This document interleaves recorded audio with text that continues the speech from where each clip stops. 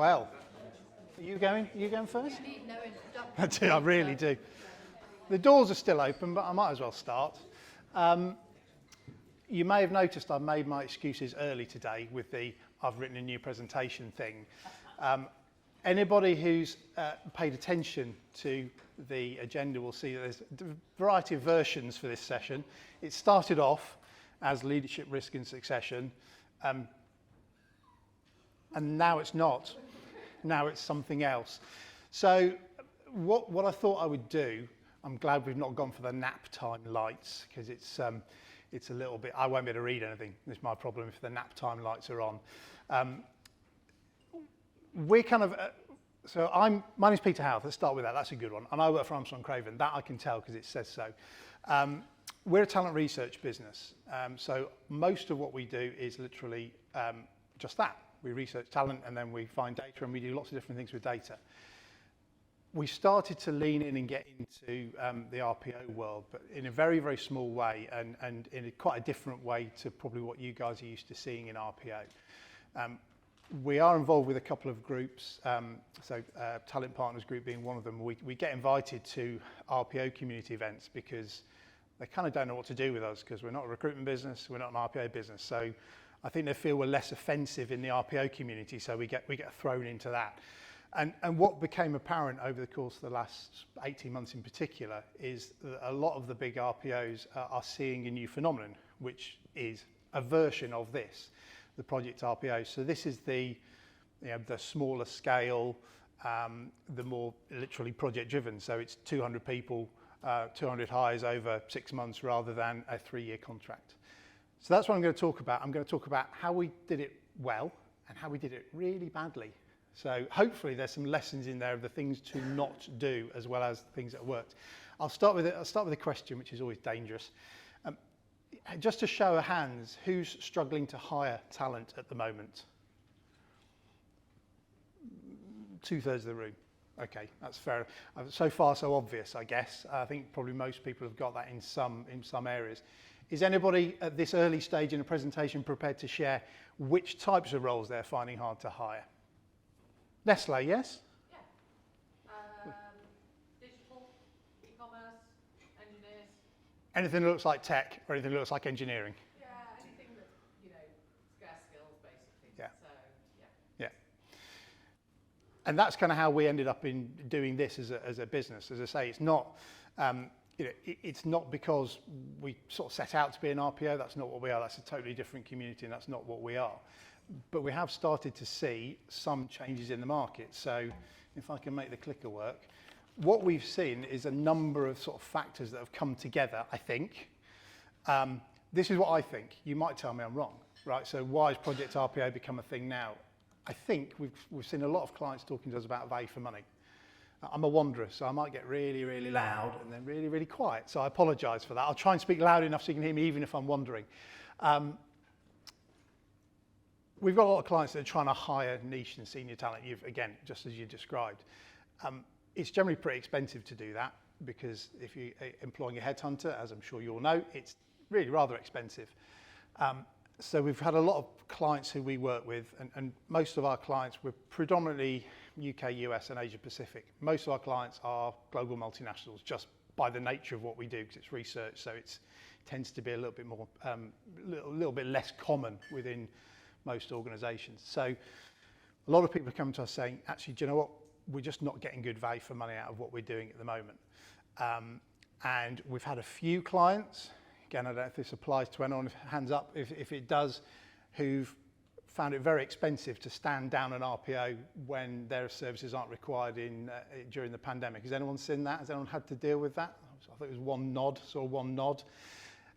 So actually value for money becomes a real focus. I'm going to put all these up because otherwise I'll just click too much and it will all go wrong. I'm hoping at least one of those things will ring a bell or resonate with most of you. The second point is interesting. We do say probably 50%, 60% of our work in Europe.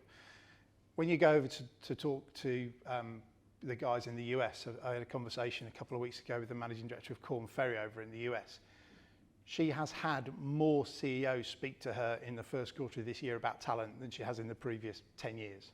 So whatever's happening, because it's so extreme and because there's such pressure on you guys to find the right people, CEOs are now coming down and getting interested. Is anyone seeing that in your own organisations? Yeah, yeah. Anyone want to share how that's happening? PwC, I think there was a PwC over there?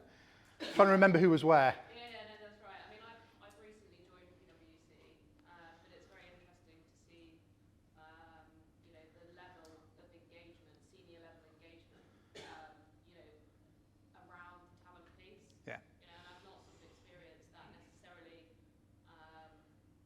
you know, so much of that. Is anyone seeing that translate into bigger budgets? Obviously not, I was going to say police has left. Where's she gone? She's going, no budget's there. But has anyone seen bigger budgets coming with it? Yeah? We've been able to get enterprise LinkedIn, you know, an account there that's taken us into 6 figures. We've got Glassdoor on the horizon to get an enhanced profile. We've hired 3 new people. And even in our all hands last week, our CEO was going referrals. Come on, talk, you know, and that wasn't even the main topic of the all Fabulous. hands. Is that translating into hires? Slowly, yeah. Slowly, yeah. Yeah, we're rolling out a load of programs to support that. And this is only one. So again, what I'm talking about here, it doesn't work for everybody. It doesn't work in every situation. Again, I think these 2 other points we talked about, I think it was right at the very start of today. You know, TA people are a very expensive commodity these days. I mean, again, I'll use a US example because it's slightly less terrifying for me, but talking to one of our financial services clients in New York and saying he was recruiting a 5-year experienced exec search lead for his TA team, or exec search, not a lead, just an exec search person, and he was offering a base salary of $250,000 US for that job. Now, I would like to think in Crewe and the surrounding areas, we're not quite there yet, but you know, we've seen some of our clients have had people being offered 20, 30, 40,000 pound pay rises to go. So we know, I think we know in this room, it's not only hard to find the talent, it's hard to find the people to find the talent. And that's why this is becoming more and more of interest. So there are various ways that this is, you know, this is sort of materializing. Some is just, actually, I just need help with a particular program or a particular project of hiring. The clients that work with us have a slightly different angle in that it's very much in that niche hiring space that they're asking us for help. A lot of organisations have changed their strategy, and again, I think that's, you know, I think that's commonplace. Have many organisations seen that? Sometimes it's just actually we just need more digital folk, or we just need more cyber folk. Has any organisations in the room gone through a complete, you know, left turn or right turn as far as strategy goes? Nestle still making chocolate bars? We are, but we're selling more online than we ever have. So yes, we have pivoted in terms of our channels. So digital's different for you in terms of how you, yeah, okay. And that's common. Anyone who's selling to direct to customer is probably been looking for those same digital skills as 30 or 40 other organisations. I think COVID made that happen, you know, succeed. Yeah, it's massively accelerated. Was it happening before, or is that just a phenomenon from COVID? It was organically happening, but I mean, we moved glacially slowly anyway. Yeah. So now COVID has, everybody's gone online and, you know, so we're having to catch up. Yeah. Please keep asking me questions, otherwise this is going to be a really dull lecture, by the way. Sorry, presentation. And hybrid working, again, we spend a lot of our time, I spend a lot of my time talking to various HR communities, mostly in the UK, but some in the US as well. And you go into a room full of HR people, so if I'm in a room of 80 HR directors, none of them know what to do. So you get in a room like this, and they basically all go, I haven't got a clue. We're making this stuff up as we go along. Please don't, again, for the benefit of the camera, please don't repeat that. But you know, it is that those guys don't know the answers to these questions, and they're looking to you for the answers to these questions. And I guess in some of the time, you don't know the answer to these questions either. But this whole thing about, you know, hybrid working or remote first, or you know, what's right for your organisation is going to be so different, organisation by organisation. So all of that has just brought a whole load of additional pressures onto the TA communities that we work with, on top of all the day job. And the day job can be pretty stretched as it goes anyway. Peter, You can ask as many questions as you like. So to that final point, you're setting that HR, yeah. who are defining the strategy around hybrid working without having a ruddy clue Yeah. what the impact has been. Did any of them talk about What how they made the decision about what was right? what they actually talked about a lot was it was a lonely place to be. Actually, that was what they were talking about. So it's actually they loved being in the community because they kind of got to share their concerns. And I think it's also been a very, very stressful place to be. And again, I'm sure this room is full of people who've felt that as well, a lot. Because people have been looking to them for the answers. But in the case of the CHROs, it's not just on talent, it's on working, it's on security, it's on what are our contracts for people who are going to be working remotely. Data security seems to be creeping in. I think a few people mentioned that. So they've been doing it on the fly. And actually their community groups and their networks and environments like this is where they find the answers, actually, because they find somebody who's done it. And I think that's part of what today is all about, isn't it? Is trying to share knowledge and information so that people can take different solutions back. But the HR community is no different, doing exactly the same. And is there any data that you guys are tracking that might play back to the industry about the impact? No. And again, but I think there isn't much. You know, I mean, there isn't much. We've got a data scientist later. He'll tell us. So there's just a bit more pressure. There you go, a bit more pressure, yeah? Tell us the data. I mean, the answer is no, people don't have much data. You know, when you read the HR publications, people are still trying it out. You know, and again, you'll get, you know, Jamie Dimon from JP Morgan say, everyone back in the office, and everyone throws their hands up, and then everyone from JP Morgan goes back in the office. So, because Jamie Dimon pays a lot of money. So is Jamie Dimon right? He's not, but it works for JP Morgan. But that probably won't work for Tesco Bank. So it's, you know, they don't know. They are still trying this stuff out. Keep going, because I was told before I started, it's nearly lunch, can you hurry up? And I said, there's another presentation after me, so no chance. So Project RPO, again, to my mind, my simple mind, I keep things very simple because I was a recruitment consultant for a lot of years, so it has to be really simple. There are two types of RPO. There's the traditional RPO, and Project RPO in that context is just small scale RPO. So it's not with a 3-year contract, it's maybe with a 6-month contract for a certain number of hires. And again, when you're in the room with the guys from Resource Solutions and you know, AMS probably less so, but you know, Resource Solutions and Page Outsourcing and Cielo and all these guys, they've got a lot of demand for that. And they're doing it. You know, they're trying to stand teams up. They're running around falling over, but they're standing teams up to do that sort of work now on a much smaller scale with less long-term contracts, and that's great. What we do is similar in terms of the mechanics, but it's actually different in terms of what we've been asked to do by clients, which is much more around niche talent, mostly in technology. So again, it is, you know, go and find us a diverse population of software engineers in the US, please. And we kind of go, oh, okay, let's see how we can do it. And again, I'm going to put all these up and hope to God I don't go off the page. What's different between how we've been asked to do it by our clients and sort of a traditional RPO is it is around those niche skills. So it is about it's almost in that space between talent acquisition and talent intelligence, or talent sourcing and talent intelligence, depending on what terminology you use. So it's being asked to apply the methodologies of headhunting at scale, so therefore with value. And that's simply what we've been asked to do. So it's a lot more, it's on a high touch, it's a lot more understanding the value proposition, so it's a lot more telling the story to the market on behalf of the clients, and also bringing back the commentary from the market to help reflect back into resourcing strategies. So again, poor old police, I think she's actually left. She's doing it upstairs again. I thought she was so depressed by our lack of good ideas as to how to fix her problem. She's gone. She's going to ask somebody else. That's fair enough. If somebody says no, go ask somebody else. First rule of selling. But you know, we're being asked to do that and feed back into actually how do we help our clients improve how they do it. I'll go on. If there's no questions, shout questions out, please. I've got a picture. I like pictures.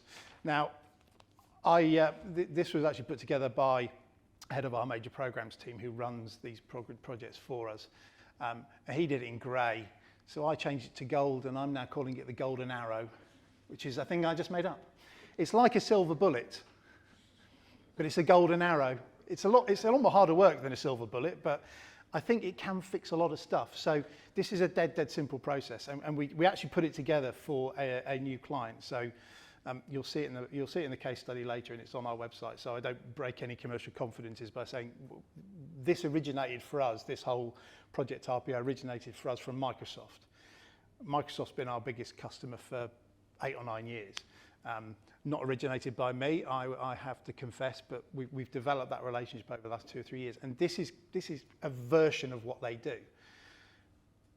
And it works really well because we have really strict criteria around how we operate it, how we implement it, and how it works. And again, I've tried to make the colours as different as possible. So all the stuff in, does that look pink? All the stuff in pink is the stuff we do. All the stuff in blue is the stuff that Microsoft does. And the really important bit is the bit in the middle. And again, when I talk about how the hell we got this stuff wrong, which we have on a few occasions, that is the bit that is the most critical bit. So when you've got an external provider, certainly because a lot of what we're asked to do is to find, because it's niche talent, it's often also diverse talent. And if you bring a whole set of diverse talent to the table, and you don't change in any way the way you consume that talent into the talent organisation, it does not work. So again, I'll talk about all the stuff that went wrong, because frankly, that's much more interesting than the stuff that goes well. Nobody likes to hear a show off, but I'll show you what goes well, but I'm not going to talk about it very much. This process, how long does it take to stand up an RPO? Who stood up an RPO, and how long does it take? Because I haven't, so I don't know how long it takes. Somebody must have stood up an RPO in this room. Jen? 120 days. And what was that? 4 months-ish? I think ours was about 6 months. 6 months? Yeah, when we outsourced it, insourced. And there was Okay. So that's standing down, or we stood them down. stood them down, okay. So 4 months, 3-4 months is probably about average. Is that For a big one, I'd say. Yeah. for what is that, a 3 year, sort of a 3 year kind of? For some of the nimble ones, I'd say 4 weeks. Be interested to see. Full RPO, 3 full. Al, Kevin, how long does it take you guys? Join talent, by the way. Hi everyone. We average 22 days at the moment. That's pretty quick, I would We say. have done before, but I'm not allowed to say that because I get shot by Kevin. But yeah, about 3 weeks. Yeah, but that's pretty swift, I would say. We're standing these up in 4 to 6 weeks, so we're a bit slower than these guys. But yeah, so if it's 4 weeks is about as quick as I think you could sensibly stand that up and then and have a very, very good chance of it not falling over. And that interface, I say, is absolutely the critical bit, and it's about how your client organisation sets up. So you guys are enabled and given permission to actually set up the right internal stakeholders to receive the talent. So where it's gone wrong, that's what's fallen over. So there hasn't been an internal stakeholder that's senior enough or has enough influence to be able to challenge the hiring managers on their behaviours. And that's really tough. That's really tough to do, and it takes a lot, particularly in organisations where people are under pressure, have vacancies outstanding that have been outstanding for 90 days or 8.5 months in some cases, but on average it's probably 90 days. I need someone in this seat right now. It's tough to say, okay, but now we need you to change your behaviours and change the way you hire, and we need you to talk to this person that doesn't quite fit the boxes. So it's difficult, and it is something that you need to keep doing and keep reinforcing, but you absolutely have to have that right internal stakeholder at the right level. And again, what we also try and keep in mind with our made-up name Golden Arrow is actually what we're there to do is to help our TA partners look good and achieve their objectives. More often than not, other than interacting with the hiring managers to bring talent to them and talk to them about how to fit that talent into the organisation, we're just seen as an extension of the TA community, and that's what we should be. We're there to help those guys look good and achieve their objectives. Questions on my golden arrow? This is the highlight, by the way, so it's massively all downhill from here, so I'm going to stay on this as long as I possibly can. Yes, go on. Yeah, go on. 2 questions, even better than 1. Go on. Table 3? Sorry, I don't know. So what sort of numbers are you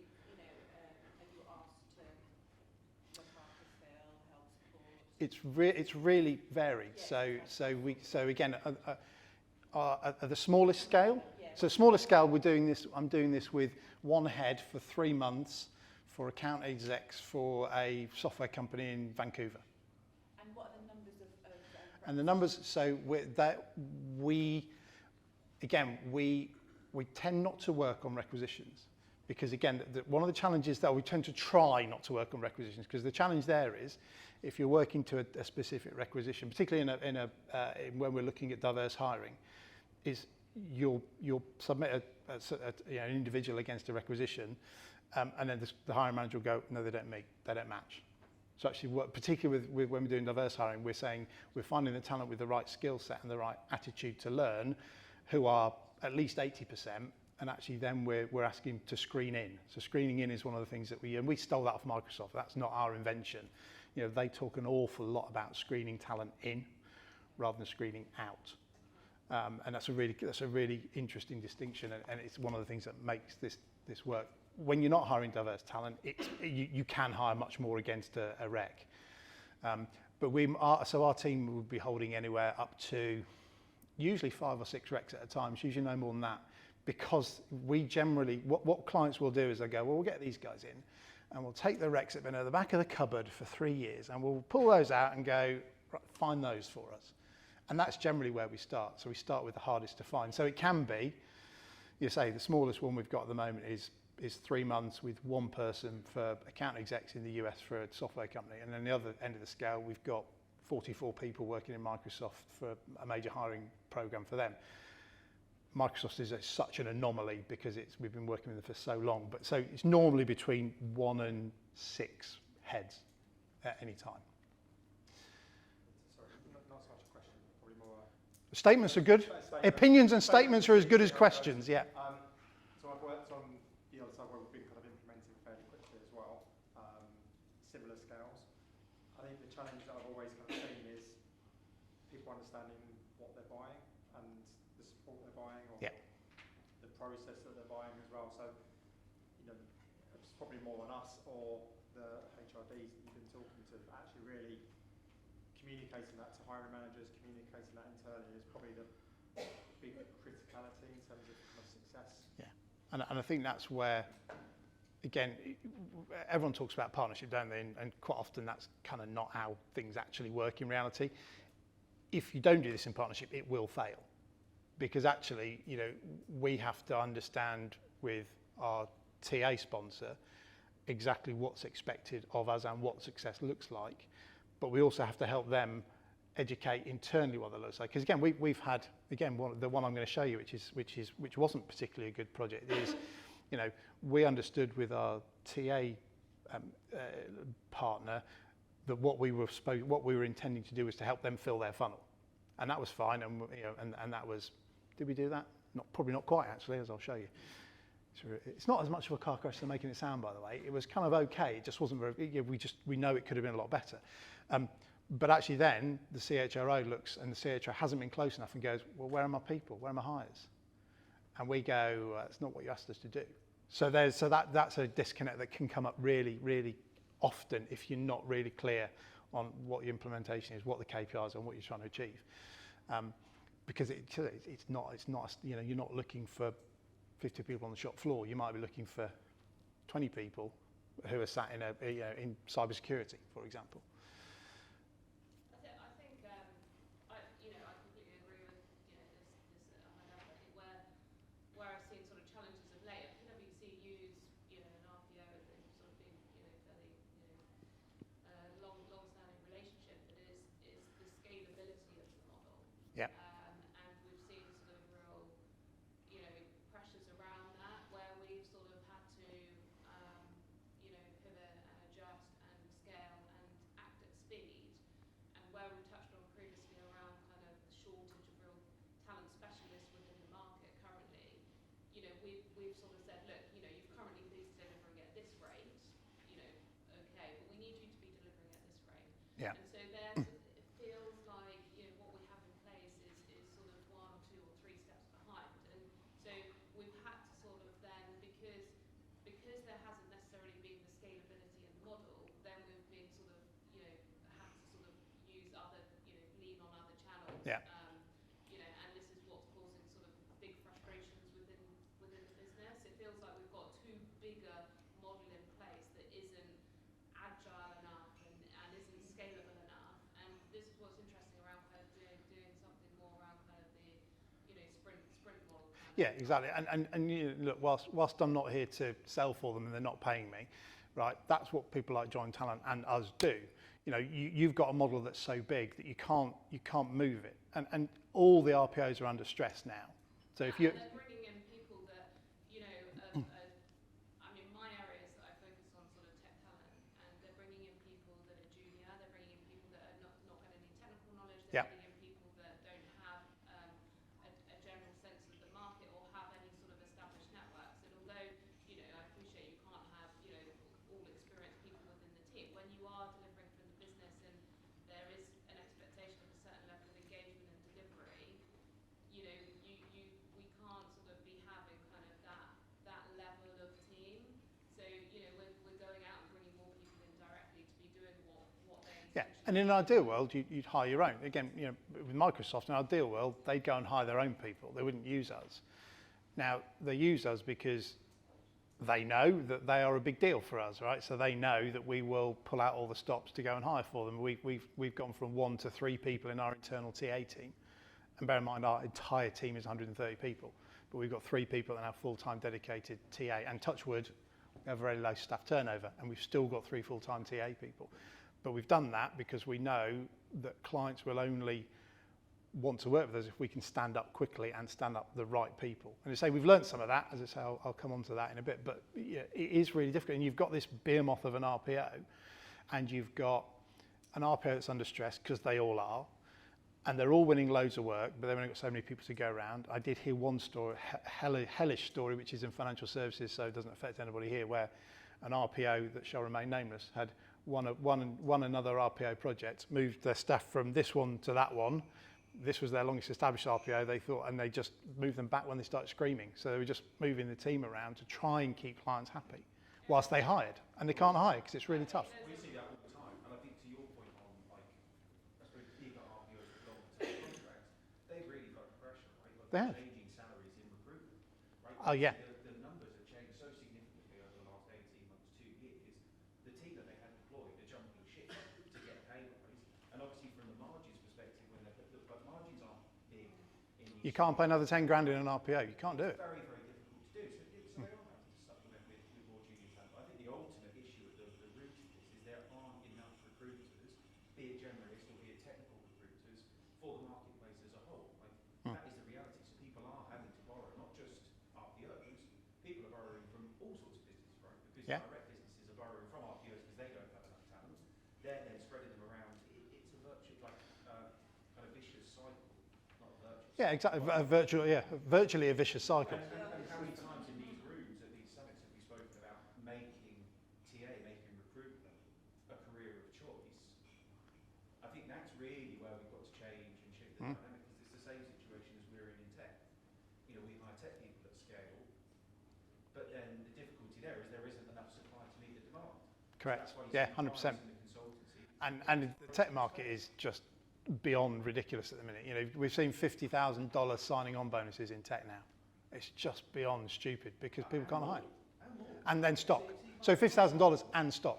Yeah. Doesn't the model have to change though? When you take a large RPO, you shouldn't have a large RPO that moves so glacially slow that actually they're inhibiting the business versus progressing it.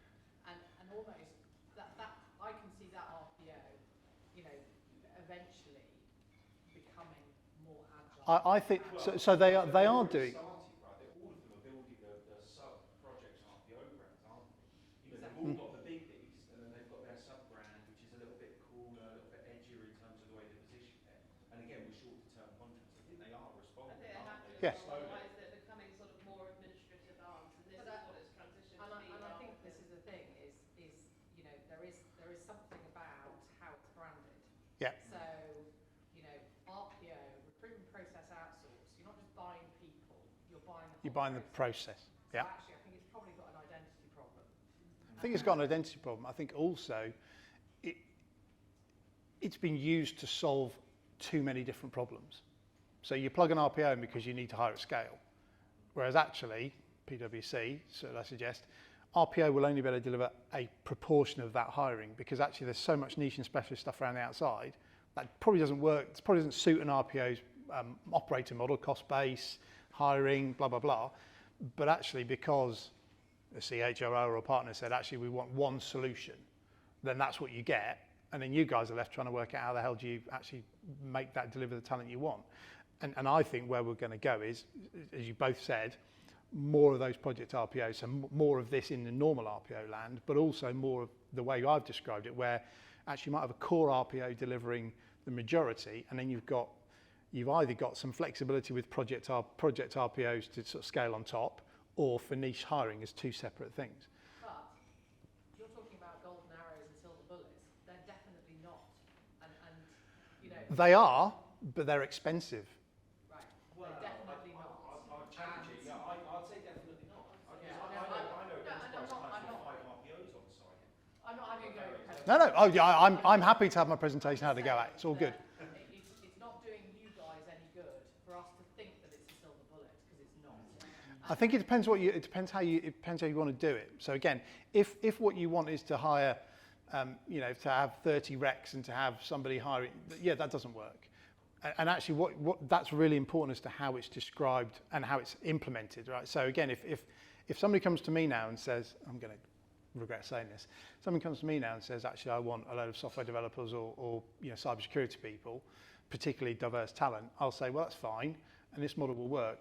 But what you have to understand is you'll probably get 2 people a week into your funnel by doing this. So is that acceptable? Is that value for money? That's my point of scalability. I think it's, really, we're looking, I mean, we've just discussed the headcount for one particular area, and, and this is just focused on experienced hires, and it's looking at how you actually deliver against, hiring at scale within kind of, tech-specific area, and, from what we've got currently set up at the moment, there needs to be a transformational sort of, But I think you've got a blue box in front of your briefing meeting, Yeah. which is down to the client to understand cultural readiness, to have a third. 100%, because if you put this in and the company's not ready, it will fail. Yeah. It will fail. And, the correlation of whether you're culturally ready Yeah. versus output. Yeah. is- I kind of take that as read, but you're right, absolutely, because where it fails is where the business isn't ready to receive that RPO. So again, to disagree and agree with you, which is anyway. You can try. You can do this can be this is a silver bullet golden arrow, but the massive caveat is it value for money? Because the amount you might have to spend to get the result you need might just not be worth it ultimately. The problem with it is when we deployed the Project RPO really successfully, and then the RPO got to capacity, and the chief exec was like, we need more mini RPOs, and we ended up with 3 different project RPOs. And it became almost like more than a full-time job to try and manage the different Project RPOs. And then there was inconsistent ways of working, there was overselling solutions, and in the end we might as well just gone with an RPO.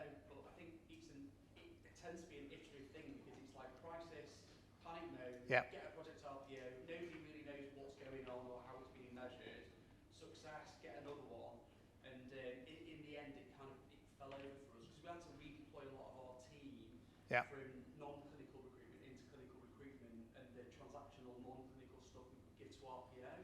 Because the other problem is getting the RPO to understand the nuances of what you're trying to do. It can be quite And this is difficult. the problem. You have an expectation of the RPO because you're paying top dollar Yeah. for it, and you're expecting. Well, are you paying top dollar for it though? Because a lot of RPOs are not paying top dollar.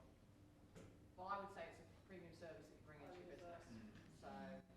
I think that's where this has changed.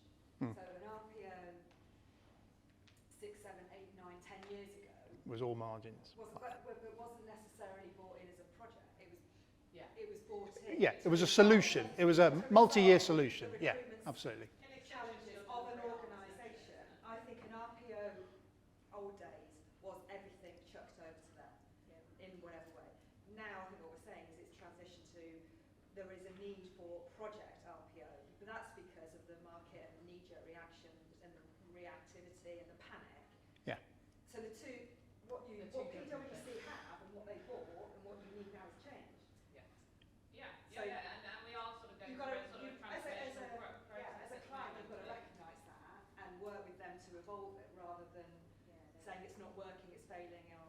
Yeah, and similarly, we have same expectation on output from an RPO, whether your perception is you're paying top dollar or not, where actually what we do is we go, here's a load of really shit vacancies for you to fill, and they're like hen's teeth, and there's 8 people in the world, and we're going to give you this budget to do it. So we tie your hands behind your back and then expect you to deliver handsomely. And never the twain shall meet, really. And that's back to that point of partnership, you know, and you need to be, I mean, you know, how often do we say no? I've only fired one client in the last year, but I've fired one client because actually we had a load of talent and they just went, no, it doesn't meet your, back to your point, doesn't meet the job spec, doesn't meet the job spec, doesn't meet. If you ask us to find diverse talent, you know, they're going to have different expertise. No. Do you know what? You're going to get to the end of this project and say to us, this is terrible value. So we're going to say finish now to save you firing us. We're going to ask you to go and find a different way to do this. And Rob, to your point, maybe there wasn't a solution to that, but actually I would argue if you've got a supplier who's been really honest with you, it sounds like maybe they were, actually, do you know what, we just can't do any more. There would have been a way to grow that somehow. I mean, I don't know how, because without knowing your business, I don't know. But if you've got somebody who really wants to work with you to make it successful, you can do it. It just then comes down to, is it worth the money to go and find the, you know, left-handed basketball playing geneticist in Romania, or whatever it is, that's been sat at the back of your recruitment cupboard for the last 3 years. But it can work. It's just maybe it's just too expensive sometimes. What am I on? On that one. I'm going off that one now because it's getting too controversial. How long have I got before I? Oh, that's all right. These are just what again, open for debate and argument, please. I'm quite liking this. These are what we think are just the key touch points. So again, it is, you know, partnership approach is almost as overused as thought leadership in my experience, but you know, you have to have that two-way dialogue. Where our programs have not gone well is where we haven't had that, and clients' expectations and ours haven't been aligned from the outset. Our people need to be really, really close to the client as well. So where this has worked well is when, again, so I'll take Microsoft. They have talent acquisition and talent sourcing as 2 completely separate teams. But when we're doing an intake, it is hiring manager, talent acquisition and talent sourcing. So we're there at the start, we can ask the questions, we understand the brief. So, you know, again, particularly with the complex roles, they are pretty nuanced. So you have to be able to understand what you're looking for, what flavour of giraffe or purple squirrel you are looking for today. And again, you have to then be involved in the shortlisting, and it has to just be a constant communication channel right the way through. I'm going to keep going because I need to get to my failure. These are my 2 case studies. The briefest case studies you'll ever seen, case studies in numbers. So I have spelled Microsoft right. I spelled Microsoft wrong on one of the slides, which is a little bit embarrassing. It's my largest client. But again, Project A is the one that's a failure, which has no client name on it and will never have a client name on it, and they will never be spoken of again. But you know, we took 6,000 identified talent. So again, the research says here's the 6,000 people in the world that can do this job. We then reached out to those 6,000 people, and 127 of them got submitted to the client, of which they interviewed 22 and offered 5. They wanted 30. So we got 5, but that's not what we wanted to do. That's not what we committed to the client. And I'll show you all the reasons why not in a minute. Microsoft, and bear in mind we're in year 6 of doing this type of hiring for Microsoft, 12,000 people to 93 offers. So again, it's just a slog. Yeah, so our conversion rate for that particular project from outreach to submission is what, 2 and a bit percent, 2.5%? And it just takes a long time. So again, is it value for money? For Microsoft, who've got big budgets and deep pockets, 2.5% conversion is kind of okay for them because they know they need these people, they've got a hiring budget, and you know, blah blah blah. May not be for everybody. But that worked really well. So, no, that was a project across a year. We've been doing this type of work for 5 years. This was a project that was this. I mean, this was a nuts project as well. By the way, this was us trying to find. That's okay. I like it because it's really good. So we were trying to move people with fluent European language skills to a digital sales centre in Dublin during a pandemic. That's what that was. I mean, I don't know how they did it genuinely, but I think it was just a lot of hard graft. So this particular project was one of 3 projects we were doing at the same time. This one was about a 9-month project all told, but again, there's a tail on it. So there's a rump of activity, and then there's a tail as we kind of find the Polish speakers and the Dutch, Flemish speakers. That was a particular favourite. But all languages, those were all fluent language speakers. So I'm going to go through all these because I'm conscious of time, and I'm probably going to go off the page. There we go. So Microsoft works well, because we've been doing it for a long time. So we've grown up with them, and they've grown up with us, and they know us, and all that sort of stuff.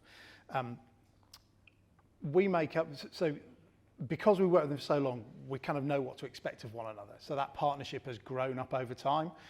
I started working with Microsoft only 2 years ago. Prior to that was one of our directors, who's now working at SAP, who managed this relationship. So we've grown up with them, but it works because they have the authority in their talent acquisition, talent sourcing team to challenge their hiring managers, and they do. They spend a lot of time challenging their hiring managers on, screening in, so why they should be seeing these people, rather than allowing managers just to sort of blithely say, no, I'm not interested. And that's particularly the case when we're looking at diverse hiring. They do recruit for mindset, not skill set. That's a lovely thing to do. Not everyone can afford to do that. I do recognise that. Microsoft are quite privileged to be in a position to be able to do that and afford to train people up. I know not everybody can. Some of the things there that people can do, some of those things are dead easy, so that the point of interviewing and making a hiring decision on the same day, that they have only got to that in the course of the last 2 years because they've had to. I think anyone who's in tech recruitment probably recognises that's how the market is just right now. But the internal influences and this concept of screening in are the 2 things that make a massive, massive difference on that, as well as the fact that, to all intents and purposes, to hiring managers, we are just part of that team. We're part of that talent sourcing community. We make up 25% of their talent of Microsoft's EMEA talent sourcing team. So they've got about 170 people in EMEA just looking for candidates, just looking for talent. And they've got about another 250 working with the business to place them into the various roles. So there's a lot of things that come together, but what we learnt more from was not that. What we learnt more from was the one that went wrong, or the one that wasn't as good. There's lots of stuff in there, and again, I'll happily share this, but I think the things that we have learnt from this particular program. This was in the US, so we were hiring in the US from the UK, which again we've done a lot quite successfully. So the geography wasn't the factor, but what we've realised from having gone through this project is we have to be really, really demanding of our internal stakeholders, particularly the hiring managers. All the hard work that we were doing and that our colleagues in the TA team in that client were doing was wasted, because actually we weren't holding the hiring managers to account. We weren't training them, we weren't coaching them, we weren't holding them to account enough. They wanted an easy fix, and they weren't willing to accept, and we didn't coach them enough to accept that they had to look at different types of talent, different skills, different levels of experience, and diversity, sometimes even more so. Hiring managers wanted a solution today or yesterday, which I know will be fairly familiar probably in this room. They want it to be done now. And it's very difficult to get time in their diary for a candidate that doesn't look really good on paper. So again, there was that all back to this, we need to educate the hiring managers. We tried to stand this up too quick. We tried to stand it up in 3 weeks. We should have taken 4. So we tried to stand it up too quickly and then of course, if you're on the back foot on day 1, you're on the back foot forever. So that's what we just got wrong. The most important point, so the 2, I put a star down on my notes so I didn't forget them. Right, screening in, that's the most important thing. And if we didn't have a senior sponsor, in this case we didn't have a senior sponsor, so we couldn't get that message into the business in a way that was meaningful. And that internal stakeholder, just to be the conduit, be the person that was helping us bring the whole project together, was missing. And again, the speed. These guys were taking 2 and 3 weeks to do 2 and 3 interviews for diverse tech talent in the US. I mean, just, yeah, that's why we only had 5 hires, because it just took too long. People were gone off the market. And so they just weren't ready. Again, absolutely to your point, they weren't ready to have this kind of model. They thought they were, but they weren't. And you know, we should have done our due diligence up front to find out the fact that they weren't, and either we do it this way or don't do it at all. And we're a bit eager. We kind of, yeah, we can do this. We've done this before. How hard can it be? Turns out it's quite hard. So again, that's what I'm going to move on from that. And I've said what's gone wrong more than what's gone right today. We do get quite a lot of stuff right, just not this one. And this is where we've the main areas is probably all the areas where we found clients have wanted to use the solution. And again, there's different types of solution. Before you all think I've absolutely lost my mind talking about joint talent in the room, you know, the market's so big, there's room for all of us. My problem's not a joint talent or a Wilbury Stratton or a Parkhouse Bell. My problem is there's not enough of us, actually. And so what I'm trying to do in this room is say, actually, the more people recognise this is valuable and useful, and actually people that aren't AMS and Resource Solutions and other people of that scale that can do this well, well, the better it is for me and better it is for all of us. So I had a little bit of questions, but I've got no time. So I'll ask questions rather than set questions. I had to kind of have a think about these questions in your businesses. I'll put it up there just for the sake of it. But in my 3.5 minutes left, are there any other questions? Bored you all to silence. Brilliant. Who tends to be your main stakeholders with this in the sort of pre-sale? TA leaders now. Do you think that's right? No.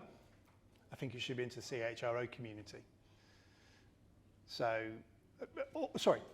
or at least the CHRO should be involved before any, assuming they are the ultimate budget holder and the ultimate stakeholder.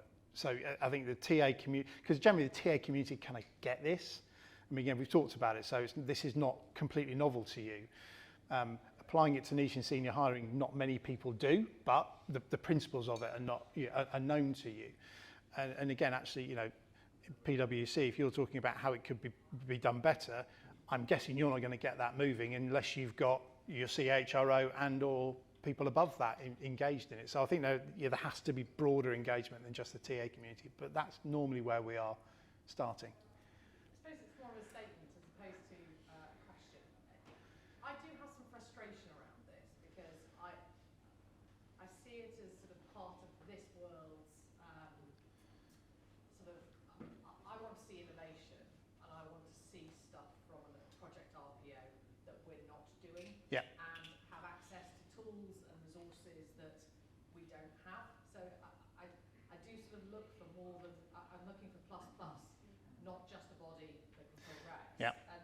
And I don't see a lot of innovation coming out of the space. I mean, I'm challenged, yeah. you know, I don't know whether I'm right or wrong to challenge that, but I sort of, that's what I want to see.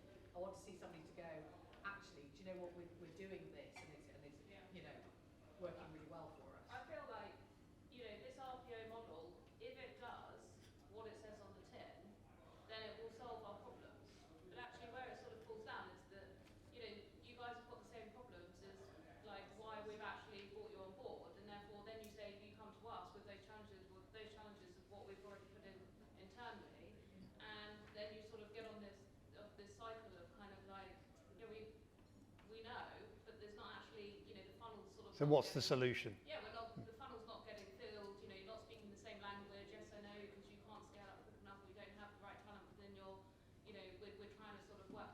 But to the point, yeah, it is around the innovation piece. Like, how does that model evolve rather than just kind of, you know, adding to kind of the current sort of the issue. And one of the Challenge there, though, right? And you talk about the innovation piece. All you're doing there is taking talent from other organisations, because I think ultimately there isn't enough talent in the areas which you've been focusing on, right? In tech, you know, there is, and this gentleman will know as well, like a part of the solution for the longer term. When there is a 10 million plus global deficit in the skills taxonomy in technical hiring, you can't breach that just by. Yeah, but that's a known fact. But you can compete, and doing exceptionally well over and above your competitors. So, for example, if you came to me and said, right, here's the project, and we've got 3 data scientists working on it in the background who are doing some data mining globally that can bring difference to the table for us, even better. I can't have 3 data scientists in my team. So, Well, to be fair, he's down here. The data scientist is down here. From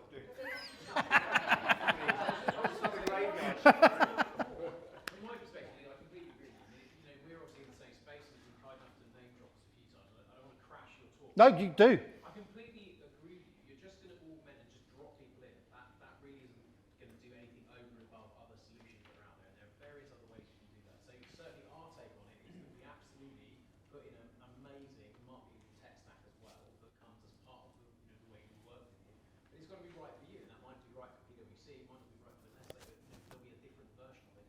And it's building that ecosystem up so you don't just get bumps on seats, because there are other ways of doing that. It's about giving the overall package. and that's it. I want to leverage tech that's no way going to be bought by Nestle any day, Mhm. because it's just not. So, So there's 2 things you Look at the capabilities. So I know you mentioned the word agile. So he looks for somebody who has got that agile ability to drop. I think it sounds like we can both do it relatively quickly, right? You look for somebody who's got that capability to scale. Are they growing? Have they got the resources available? And then back it up with the tech stack. And if the provider does that, whether it's one of the big boys, the old guard, great, or whether it's one of the new RPO solutions that are out there, I'm sure that we would like to Yeah. argue that we can do that for you. and there's 2 things. So one is tech. Yeah, one is tech and tech stack, and the other is, again, and this community will understand that, is you're leaning into TI. We've got a team of researchers of 8, and they don't sit on these programs, but actually we'll gather any insights we get from the market. We put them in a presentation, and we pass them back to the client every couple of weeks or every month, depending on what's relevant. You could then just lean that further over into TI and get some research done that will be proprietary and will be different and will tell you about the market and will show what your competitors are doing. And all. So the innovation is there, but it depends what you want. What do you need? I think that's the point. I think what we're saying here is it's the scope up front of what you want as a TA lead or CHRO, getting that nailed down, which is really, really hard, and never really gets done properly. If you get that nailed down, then the solution can be a joint talent, an Armstrong Craven, or AMS. but Yeah. most heads of TA don't know what they don't know, right? So actually, But that's what this is for. educate- That's what today is for, isn't it? Educate by bringing the innovation. You've got your high level scope on. You know what your problems Like are. you just said, I want innovation, great. I'm getting shuffled off, by the way, because we've run over. So we'll carry this on later if you like. But I'm kind of. She's got a microphone in her hand. I really have to go now. Thank you all. I think a round of applause. And if I was smart, I'd be selling you tickets for the RPO event we're going to be running in about 6 weeks' time, but I'm not. What I particularly loved about that session is how, and thank you for pivoting, being able to Always happy to pivot. lift the lid on the good and bad of the service that has evolved, and I think it's such a hearty conversation, so thank you for that, and we really could go on and on. I usually do. We are going to take 2 minutes for the gorgeous Adrian to walk to the front of the room. Feel free to do a slow hand clap as he walks. And while he does, I'll tell you about his session. So,